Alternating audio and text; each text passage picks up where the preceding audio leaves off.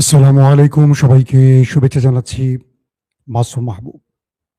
পৃথিবীর যেই প্রান্ত থেকে যারা দেখছেন সবাইকে আবারও শুভেচ্ছা জানাচ্ছি। প্রিয় দর্শক, পাকিস্তান থেকে দেখছেন খবর, আবার বলছেন আরেকজন বলছেন পাকিস্তানের খবর দেখতে চায়। আ খাগড়াছড়ি থেকে মোস্তফা ভাই, আমি কদিন আগে গিয়েছিলাম সপরিবারে খাগড়াছড়ি। সাইপ্রাস থেকে রতন, ময়মনসিংহ থেকে, মালয়েশিয়া থেকে, পর্তুগাল থেকে, জি, আমি সবাইকে দেখতে পাচ্ছি। ফিলিস্তিন থেকে দেখছেন। ফিলিস্তিনেও আছে নাকি আমাদের মানুষ? দর্শক, আজকের বেশ কিছু গুরুত্বপূর্ণ খবর আছে। মন ভালো করা বা মন খারাপ করার ঠিক বলতে পারছি না। বাট একটি খবর এখন আমাদেরকে খুব টেনশনে ফেলে দিয়েছে। জানি না কতটুকু সত্য, কতটুকু মিথ্যে এখন পর্যন্ত জানতে পারছি না। চট্টগ্রাম থেকে দেখছেন, কি নাম চলে গেল? সিলেট থেকে, মালয়েশিয়া থেকে। সিলেট, কুলাউড়া, খুলনা বাবুল ভাই না? জি। আপনারা সব দেখতে পাচ্ছেন ক্লিয়ার না একদম? ভিডিও, অডিও সব ঠিক আছে? আমি শুরু করছি। পশ্চিমবঙ্গ মুর্শিদাবাদ থেকে, পশ্চিম বাংলা থেকে। তাইওয়ানের কি খবর? ওরে বাবা! কাতার থেকে দেখছেন, মেহেরপুর থেকে দেখছেন। সবচেয়ে বড় খবরটি হলো আজকে ইরানের যাকে মাস্টারমাইন্ড বলা হয় বা সাইলেন্ট কিলার হিসেবে যাকে আমি বলেছিলাম আপনাদের, বা আলী খামেনির শাহাদাতের পর যে ব্যক্তি এই যুদ্ধটাকে মূল নেতৃত্ব দিচ্ছেন, যাকে নেতা কাকু এবং ট্রাম্প কাকু জমের মতো ভয় করেন, সেই তাদের নিরাপত্তা সেক্রেটারি আলী লারিজানের উপর হামলার ঘটনা ঘটেছে। ইসরায়েলের পক্ষ থেকে দাবি করা হয়েছে তারা আলী লারিজানি এবং তাদের স্পেশাল ফোর্সের উপর অ্যাটাক করেছে এবং তারা মারা গেছেন। তবে ইরান এই বিষয়ে এখনো কোনো তথ্য জানায়নি। এই ভিডিওটি যখন করছি তখন পর্যন্ত এটা নিয়ে থাকবে আলোচনা। পাশাপাশি ডোনাল্ড ট্রাম্পের বার্তা নিয়ে কি তবে জর্দান মধ্যপ্রাচ্য সফর করছেন? এই যুদ্ধে ইরানের বিরুদ্ধে কি মধ্যপ্রাচ্য নেমে যাচ্ছে যখন ইউরোপ মুখ ফিরিয়ে নিয়েছে? ৩ নম্বর গুরুত্বপূর্ণ খবর, ইরান বড় আকারে নেতা কাকুর বাড়িতে হামলা শুরু করেছে। ৪ নম্বর খবর, নেতা কাকুর আরেকটি ভিডিও ভাইরাল হয়েছে। এই ভিডিও দিয়ে তিনি প্রমাণ করতে চেয়েছেন তিনি বেঁচে আছেন। সেই ভিডিও নিয়েও নানান গুজব বা আলোচনা বা সমালোচনা সৃষ্টি হয়েছে, সে বিষয়ে কথা বলবো। আরও থাকবে ডিটেল আলোচনা অনেকগুলো বিষয়ের। প্রথম আসছি আলী লারিজানের কথা। আপনারা জানেন তিনি এই মুহূর্তে ইরান, আমেরিকা এবং ইসরায়েলের মধ্যে যে লড়াইটা চলছে তার নেপথ্যের মাস্টারমাইন্ড। তিনি ছিলেন আয়াতুল্লাহ আলী খামেনির ডান হাত এবং যুদ্ধ কৌশলে তিনি বড় বড় দুটো দেশকে পরাজিত করে এখন পর্যন্ত ইরানকে শ্রেষ্ঠত্বের আসনে রেখেছেন। ডোনাল্ড ট্রাম্পের মতো ব্যক্তিও বলেছেন তিনি খুব ডেঞ্জার ম্যান। দখলদাররা তার ক্যারিশমায় দেখেছেন বিগত প্রায় ১৭ দিন কি ভয়ঙ্কর অ্যাটাক ইরান করেছিল। তার মূল সব ক্ষেত্রে বলা হচ্ছে এই আলী লারিজানে। একজন মেধাবী লোক, শুধু মেধাবী না, তিনি ইংল্যান্ডে মেবি ডক্টরেট সম্পন্ন করেছেন এবং তার পুরো পেপার, আমি তার যে ডক্টরেটের বিষয় তার পেপার আমি দেখেছি, সেই পেপারে আমি দেখলাম তার স্কিল, তার মেধার সাথে টেক্কা দেওয়ার মতো খুব কম লোক আছে। অসম্ভব অসম্ভব অসম্ভব মেধাবী একজন লোক এই আলী লারিজানে, যাকে পশ্চিমা দুনিয়া ইতিমধ্যে ভয় পেতে শুরু করেছে। তার উপর ইসরায়েলের কিছু গণমাধ্যম কভার স্টোরিও করেছে। অবশেষে তার উপর বা তিনি যেই জায়গাটি থাকেন বাড়িতে সেখানে বড় রকম হামলা করেছে এবং ইসরায়েল বলছে এই হামলায় ইসরায়েলের স্পেশাল ফোর্স এবং আলী লারিজানি এই দুজনেই শাহাদাত বরণ করেছে। তবে এখন পর্যন্ত ইসরায়েলের ইরানের কোনো গণমাধ্যম এই বিষয়টি স্বীকার করেনি। দুটো বিষয় আসবে। যদি আলী লারিজানি মারা যান, আমরা তো জানবো শিগগিরই, ইরান জানাবে হয়তো এই যুদ্ধের গতি প্রকৃতি কোন দিকে যাবে। আমাদের মধ্যপ্রাচ্যের আউটলেটগুলো বলছে যদি আলী লারিজানি, আল্লাহ না করুক, মারা যান, এই যুদ্ধের গতি আরো বিপজ্জনক দিকে মোড় নেবে। এক খামেনিকে হত্যার পর যেভাবে ম্যাসিভ আকারে ইরান ঘুরে দাঁড়িয়েছে এবং একসাথে 10-12টা দেশকে পিটিয়ে সোজা করে ফেলেছে, আলী লারিজানির কিছু হলে ঠিক তার চেয়ে বেশি প্রতিক্রিয়া আসতে পারে, কারণ এই ব্যক্তি সরাসরি আইআরজিসি বা ইরানের মিলিটারি কন্ট্রোল করতেন।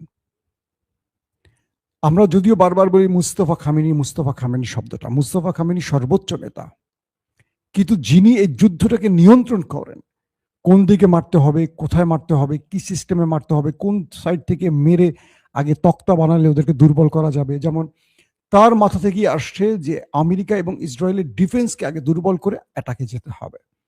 তাই প্রথম থেকে তারা যে গতিতে অ্যাটাক করেছিল এবং প্রথমেই তারা মধ্যপ্রাচ্যে থাকা বা ইসরায়েলে থাকা বা বিভিন্ন জায়গায় থাকা শত্রুর প্রতিরক্ষাকে আগে ভেঙে এরপর তারা বড় আক্রমণ বা মূল্যবান মিসাইল বা ড্রোন দিয়ে হিট শুরু করে, যার ফলশ্রুতিতে এখন পর্যন্ত নেতানিয়াহুর কোনো হদিস মিলছে না। পাশাপাশি নেভাত্তাম, হাইফা, তেল আবিব এবং মোসাদ, সিনভেদ, তাদের হেডকোয়ার্টার, তাদের বড় বড় সামরিক অস্ত্রের স্টোরেজ, তাদের সেনা সদর দফতর, গোয়েন্দা ইউনিট, বড় বড় কেন্দ্রগুলো ধ্বংস হয়ে গেছে। বলা হচ্ছে এটার মাস্টার মাইন্ড ছিলেন আলী লারিজানি। যদি তার মৃত্যু হয়, ইরান আক্রমণের গতি আরো কয়েকশো গুণ বাড়াবে। এবং আমরা বলছি যখন এই কথাটি, তখন ইরান কিন্তু সেই দেশটির উপর আক্রমণ করছে, বা মাত্রা কতটুকু বাড়িয়েছে এখনো সেই খবর পাইনি। হয়তো মধ্যরাতে আমরা সেই খবরটি দেব, যেটা 11টা থেকে 12টার মধ্যে আমরা করে থাকি লাইভ। প্রশ্ন হলো তিনি কি বেঁচে আছেন না মরে গেছেন? এটা ইসরায়েল দাবি করছে যে তিনি মারা গেছেন। ইরানের পক্ষ থেকে কোনো স্টেটমেন্ট এখনো আসেনি। আমরা দেখতে চাই, আশা রাখি আপনারা একটু বেশি করে দোয়া করেন। কোন দোয়াটা করবেন সেটা আপনারা জানেন, আমি হয়তো আর অনলাইনে না বলি। 2 নম্বর গুরুত্বপূর্ণ খবরটি হলো, ট্রাম্প যখন মধ্যপ্রাচ্য ইউরোপীয় রাষ্ট্রগুলোকে ডেকে পাচ্ছিলেন না কাছে, কোনো রাষ্ট্র ট্রাম্পের ডাকে সাড়া দেয়নি। ন্যাটোকে তিনি ধমকিয়েছেন এবং বলছেন এই ন্যাটোকে চালাই আমি, ন্যাটো মানি আমেরিকা, সেই ন্যাটো আমার বিপদে আমার পাশে দাঁড়ায়নি। ইরান যখন আমাকে মেরে তক্তা বানাচ্ছে, ন্যাটোকে ডেকেছিলাম, কোনো রাষ্ট্র এগিয়ে আসেনি। হরমুজ প্রণালী খোলার ব্যাপারে আমি ন্যাটো বা ইউরোপীয় রাষ্ট্রের সহযোগিতা চেয়েছিলাম, কেউ পাশে আসেনি। তখন তিনি বলেছেন এবার আমার দ্বিতীয় মিশন শুরু হবে। সেই দ্বিতীয় মিশনটি কি হতে পারে, এটা নিয়ে অনেক রকম আলোচনা হচ্ছিল। কারণ পৃথিবীতে শক্তিধর আমেরিকার পর যাদেরকে আমরা শক্তিধর রাষ্ট্র বলি, তারা কারা? Britain, German, France, Italy, Spain, এই রাষ্ট্রগুলোই তো ইউরোপের রাষ্ট্র। এরা প্রত্যেকেই ডোনাল্ড ট্রাম্পকে না বলে দিয়েছে যে তারা এই যুদ্ধে জড়াবে না। এরপর তাহলে ট্রাম্পের হাতে আসলে খেলাটা কি থাকতে পারে?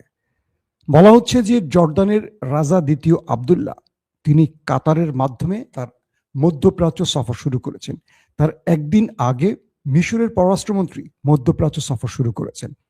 এই দুটো বিষয় থেকে দুটো জিনিস মাথায় আসছে। কারণ দ্বিতীয় আবদুল্লাহকে আমরা বলি মার্কিন ব্রিটেনদের চর। তিনি তার বংশ পরম্পরায়, তারা ব্রিটেন বা ব্রিটিশ রাজবংশের কোনো পরিবার বা ব্রিটিশ বংশোদ্ভূত কোনো ব্যক্তি বলে তার জন্ম পরিচয় অনেক আলোচনা বা বিতর্ক আছে। তাকে হাশিমি বংশেরও সদস্য বলা হয়। এবং মুসলিম দেশ জর্দান আয়তনে বড়, জানি না তাদের শক্তি কতটুকু, বাট এই দেশটি সর্বদা ইরানের হাত থেকে ইসরায়েলকে বাঁচাবার চেষ্টা করেছে। যখন ইরান আক্রান্ত হয়ে বারবারই ইসরায়েলে অ্যাটাক করত, আরব রাষ্ট্রগুলো চুপ থাকলেও জর্দান চুপ থাকতো না। জর্দান বারবারই তার প্রতিরক্ষা ব্যবস্থা দিয়ে ইসরায়েলকে বাঁচাবার চেষ্টা করত। এবং বলা হয় মুসলিম বিশ্বের যদি দুটো দেশ বিশ্বাসঘাতক হয়, একটি আরব আমিরাত, একটি জর্দান। তো সেই জর্দানের রাজা দ্বিতীয় আবদুল্লাহ এখন কাতারে আছেন। অন্যদিকে মিশরের পররাষ্ট্রমন্ত্রী তিনিও মধ্যপ্রাচ্য সফর করছেন। বলা হচ্ছে মার্কিন যুক্তরাষ্ট্র কিংবা ব্রিটেন বা ওই পশ্চিমা দুনিয়ার কোনো বার্তা নিয়ে তিনি আসছেন, নাকি যুদ্ধ বন্ধের কোনো মেসেজ নিয়ে আসছেন। আরব নেটওয়ার্কগুলো বলছে এই যুদ্ধে সৌদি আরব, যেহেতু মুসলিমদের যদি আমরা বলি মোরল, সৌদি আরবকে আমরা বলি মুসলিম বিশ্বের মোরল। আমেরিকা যেমন পুরো দুনিয়ার মোরল, সৌদি আরবকে আমরা মোরল বলি, ইরানকে আমরা কোণঠাসা করে রাখি। তো সৌদি আরব এই যুদ্ধে এগুতে চায় না। তারপরও সৌদি আরব সাম্প্রতিক সময় গত 2-3 দিন আগে পাকিস্তানের প্রধানমন্ত্রী এবং সেনাপ্রধান ফিল্ড মার্শাল আসিফ মনিরকে ডেকে এনে বৈঠক করেছেন। সে বৈঠকে কি আলোচনা হয়েছে জানি না, তবে এইটুকু শুনেছি যে পাকিস্তানের মাধ্যমে ইরানের কাছে যুদ্ধ বন্ধের কয়েকটি প্রস্তাব দেওয়া হয়েছিল। তো এখন আরবরা কি ইরানের বিরুদ্ধে যুদ্ধে জড়াবে কিনা, তার কোনো পরিকল্পনা তৈরি হচ্ছে কিনা, এটি নিয়েও আলোচনা চলছে। কারণ এই ব্যক্তি মানে জর্ডানের রাজা তাই করবেন যা আমেরিকা বা ব্রিটেন তাকে করতে বলবে। তো জর্ডানের কথায় আরবরা নামবে কি নামবে না সেটা পরের কথা, কিন্তু আমেরিকার বার্তাগুলো কি সেগুলো হয়তো তার মাধ্যমে আসছে। আরেকটি বিষয়, এই মুহূর্তে আলী লারিজানিকে কখন হত্যা করা হলো? যখন তিনি একদিন আগে পুরো বিশ্বের 57টি মুসলিম রাষ্ট্রের কাছে খোলা চিঠি পাঠিয়েছেন।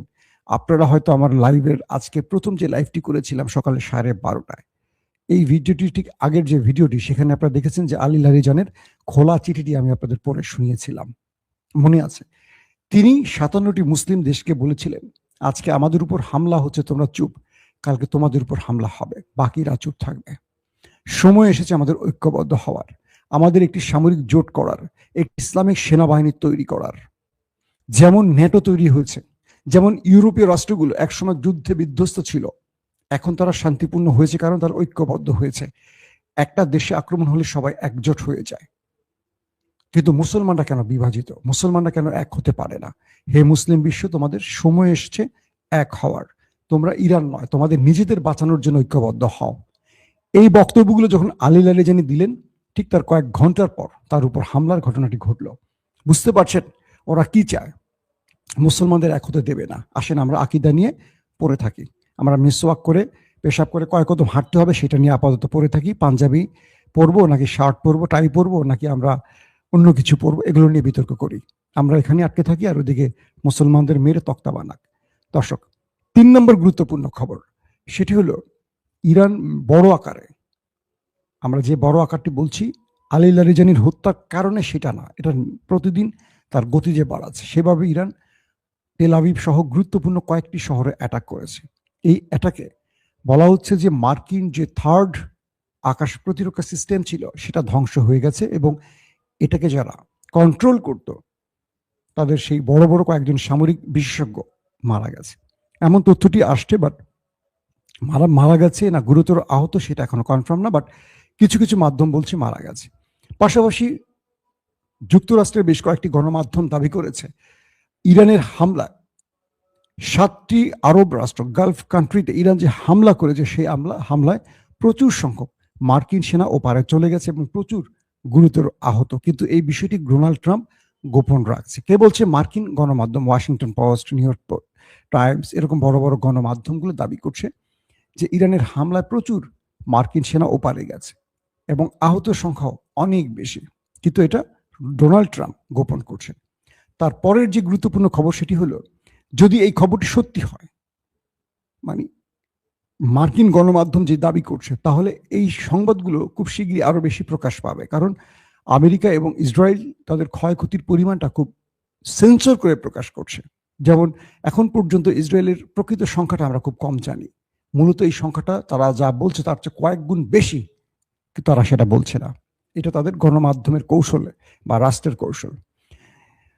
মিস্টার নেতা কাকুর আরেকটি ভিডিও ভাইরাল হয়েছে। তিনি আরেকটি ভিডিও দেখা গেছে তিনি স্টেটমেন্ট দিয়েছেন কি বলে ইরানকে নিয়ে। সেখানে তিনি ইরানের যে নববর্ষ সেই বিষয়ে তিনি বক্তব্য দিয়েছেন। ইরানের ফার্সিদের বা ইরানের সভ্যতা, পার্সিয়ান সভ্যতার যেটা নববর্ষ, সেই নববর্ষ উপলক্ষে তিনি ইরানের সরকার বিরোধী জনগণকে রাস্তায় নামার আবারও আহ্বান জানিয়ে স্টেটমেন্ট দিয়েছেন। এই বক্তব্যটি যখন গণমাধ্যমে এসছে তখন আবার নতুন করে গুজব ছড়িয়ে আসছে যে যখন দুটো দেশের মধ্যে যুদ্ধ চলছে, যখন ইরান সেই দেশটিতে মেরে তক্তা বানায় ফেলতেছে, তাদের গুরুত্বপূর্ণ স্থাপনা ধ্বংস করে ফেলছে, এবং এই যুদ্ধে ইরানের কি পরিমাণ ক্ষয়ক্ষতি হয়েছে যেগুলো প্রতিদিন যখন ডোনাল্ড ট্রাম্প ব্রিফিং করছে, কিন্তু নেতানিয়াহুর কালকের বা লাস্ট ভিডিও বার্তায় এই একটি কথাও নেই। শুধু আছে এমন একটি কথা যে ইরানের নববর্ষে ইরানের জনগণ তোমরা রাস্তায় নামো, এই একটি কথা এর আগেও একাধিকবার নেতানিয়াহু বলেছেন। এবং ইরানের মধ্যে সরকার বিরোধী যে আন্দোলন হয়েছিল সেই আন্দোলনে তারা উস্কে দেবার জন্য এই বক্তব্যগুলো পূর্বেও দিয়েছে। তো নিন্দুকরা বলছেন বা নেটিজেনরা বলছেন এই বক্তব্যটিও আগে, যদি এই বক্তব্যটি রিসেন্ট কোনো বক্তব্য হতো যে নেতা কাকুর জীবিত থাকার প্রমাণস্বরূপ, তাহলে তিনি ইরানের মধ্যে সাম্প্রতিক সময়ে যে আক্রমণগুলো হয়েছে তার কিছু ব্যাখ্যা তুলে ধরতেন, যেটা তিনি পূর্বে করতেন বা যেটা ডোনাল্ড ট্রাম্প করে থাকে। পাশাপাশি খামেনি হত্যা বা আলিলা রেজানি হত্যা অথবা মুস্তফা খামেনিকে নিয়ে কোনো বক্তব্য দিতেন, অথবা ইরান যে ক্লাস্টার বোমা মারছে তার দেশটির মধ্যে, যেটা নিয়ে পূর্বে অনেকে অভিযোগ করেছে এটা মানবতা বিরোধী কাজ, মানবিকভাবে এটা সমর্থনযোগ্য না, বেআইনি, হাবিজাবি, এই বিষয়গুলো তিনি বলেননি। এবং এই যুদ্ধে ইরানের অবস্থা কোথায়, নেতাকাকুর দেশটির অবস্থান কোথায়, লেবাননের হিজু বাহিনীর কি অবস্থা, এগুলো নিয়ে কোনো বক্তব্য তিনি দেননি। তাই আবারও নতুন করে শুরু হচ্ছে জল্পনা কল্পনা, তাহলে কি নেতাকাকু আর বেঁচে নেই? এরকম অনেক প্রশ্ন আসছে। কারণ বারবারই তিনি আসছেন গণমাধ্যমে এমন এমন বিষয় নিয়ে যে বিষয়গুলো বারবারই প্রশ্নের মুখে পড়ছে। কখনো বলা হচ্ছে আর্টিফিশিয়াল ইন্টেলিজেন্সের মাধ্যমে করা, কখনো বলা হচ্ছে এটি পূর্বের কোনো ভিডিও করা, কখনো বলা হচ্ছে যে তিনি তার মতো কোনো ব্যক্তিকে প্রেজেন্ট করে তিনি মেয়েদের নিয়ে মুভ করছেন। অর্থাৎ তার প্রত্যেকটি নতুন ভিডিও এখন নতুন গুজবের সৃষ্টি হচ্ছে, নতুন প্রশ্নের সৃষ্টি হচ্ছে। একটা মানুষ জীবিত না মৃত সেই কাজটি বলা খুব কঠিন কাজ না। আমি এখন কথা বলছি জীবিত, কিভাবে? আমি এখন আপনাকে লেটেস্ট আপডেট খবরগুলো দিচ্ছি। এখন আমি যদি আপনাকে 3 বছর আগের একটি খবর নতুন করে আবার আলোচনায় আনি, আপনার প্রশ্ন তৈরি হবে যে আমি আদৌ বেঁচে আছি কিনা।